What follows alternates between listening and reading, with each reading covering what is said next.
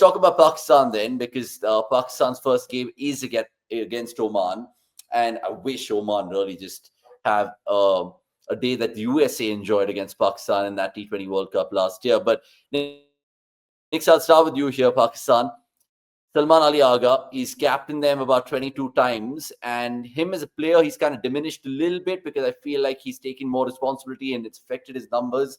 They have a lot of slow bowling options. There's no Babar, there's no Rizwan, there's no Naseem Shah, which bewilders me because he's playing the CPL.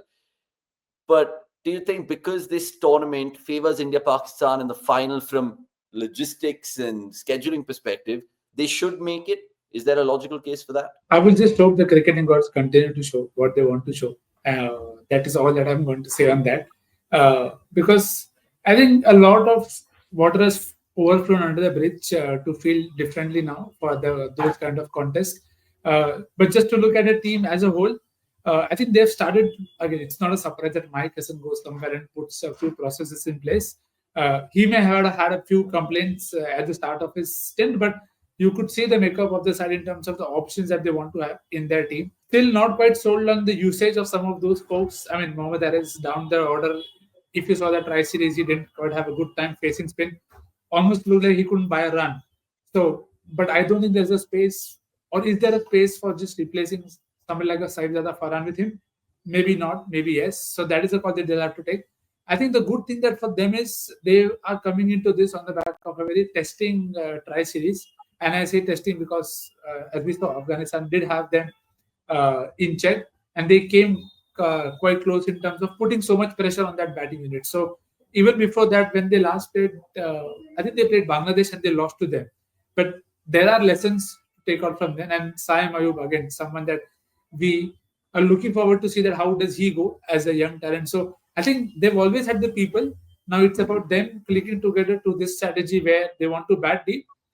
They're not quite playing all the best options in terms of the ball, but that's a road that many teams are now taking in terms of playing lesser specialists and backing more all-rounders in their team. So let's see how it goes.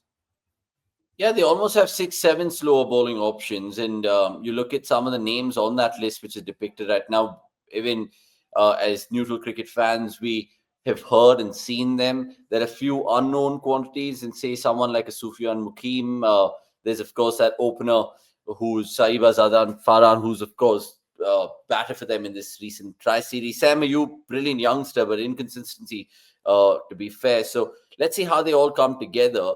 And Shaheen Shah Afridi as well, I think it'll be a huge test for him because I think off late he's not been the wicket taker that Pakistan want him to be. Lots of comments coming with regards to the Pakistan preview here. Can Fahim Ashraf concede 6 sixes in the over in this Asia Cup? Sahib Zada is a good batsman. Farhan is a middle order batter and Hassan Nawaz is an opener. Why has Hassan switched their positions? Any idea? Look, Hassan's come in clean shop. He's like, I will do it my way. I know there's instability in Pakistan cricket, but till I have the reins, I will literally do it my way. And he's grabbed the bull by its horns, taken Babar and Rizwan out of the team, infusing new energy. He's called Fakhar Zaman back, maybe had different messaging for him as well. Akshay, over to you in terms of Pakistan. It is all likely that India-Pakistan top the group, right? But now it's about them coming out of that Super 4 and then probably facing India again in the final.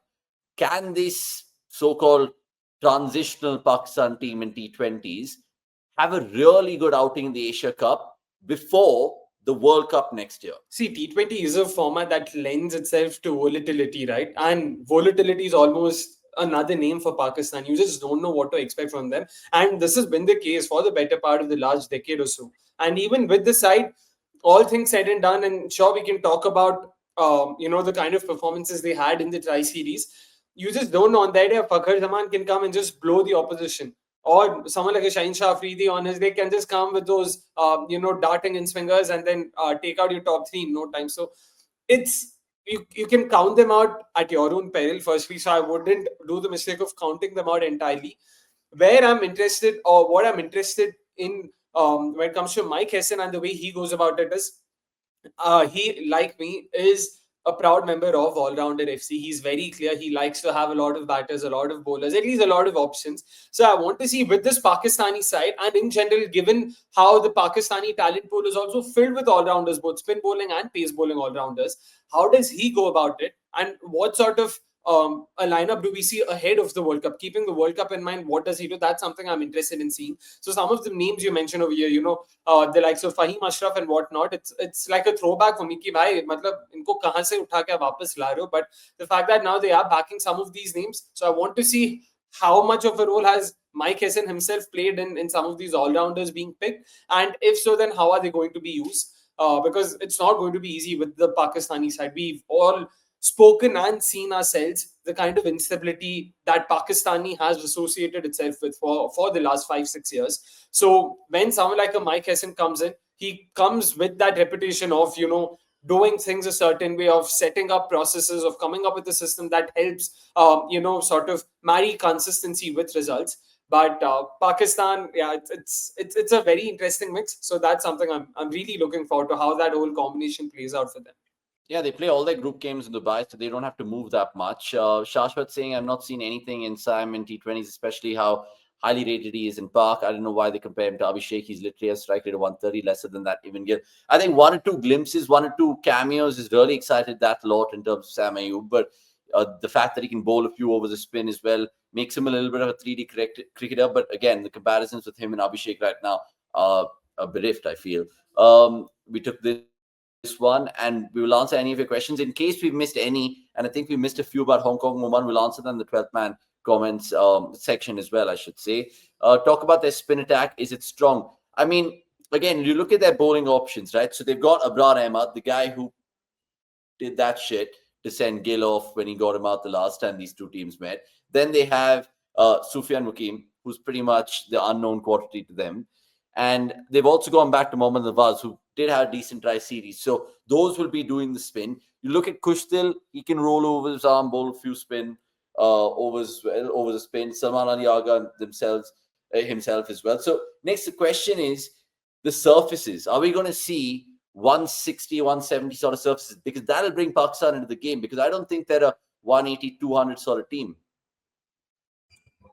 And that is something we'll have to see, because you expect a lot of heat during the day, which is why the timings were shifted. So, do we see dew? If you see dew, then the ball will come onto the bat better. But if it doesn't, and if it slows down, then I think it will be a contest to watch out for, like we saw in the Tri Series as well.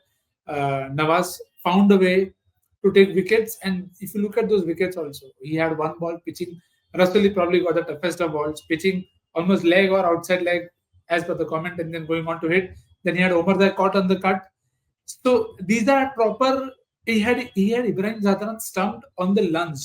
So it tells you there was help, and he made the most of it. So we don't know if he'll get the help, but if he does, then I think every team will feel a lot more confident of their resources, because most of the subcontinental teams will have a lot of spin bowling options. Like we just discussed a while back, you have Oman as well, who have decent options. You have every team, UAE as well, has good options to exploit such conditions. So it's an unknown. I don't think I have a clear answer in the kind of pitches that we will get. It may not be those 200 kind of legs, but it could still be 160, 170 with some help for spin, because that is what you usually expect, especially while bowling first.